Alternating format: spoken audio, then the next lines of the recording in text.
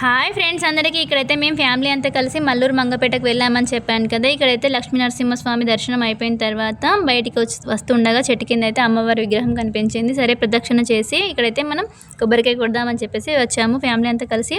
ఇక్కడ ప్రదక్షిణ చేసుకున్న తర్వాత కొబ్బరికాయ కొడదామనేసరికి ఫుల్ కోతులు అనమాట. మొత్తం చెట్టు మీద మొత్తం కోతులే ఉన్నాయి. తల్లి కోతి, పిల్ల కోతి అవన్నీ ఉన్నాయి. అక్కడ అయ్యవారు కూడా కట్టెపట్టుకుని అయితే నిలిచి ఉన్నాడు.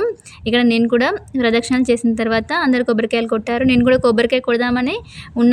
నన్నే చూస్తున్నా ఎప్పుడు కొడుతుంది కొబ్బరికాయ అని చెప్పేసి. కోతులు అయితే అన్నీ చూస్తున్నా, చుట్టూ మొత్తం కోతులు నిల్చున్నాయి.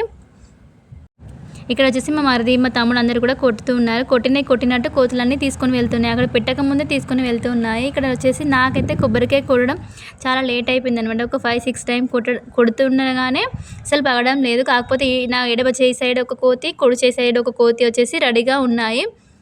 ఇక్కడ నేను కొట్టి ఇట్లా కింద పెట్టలే. నా చేతిలో నుండి, ఎడమ చేతిలో నుండి ఒక పక్క, కుడి చేతిలో నుండి ఒక పక్క, 2 అయితే తీసుకొని అయితే వెళ్ళిపోయాయి.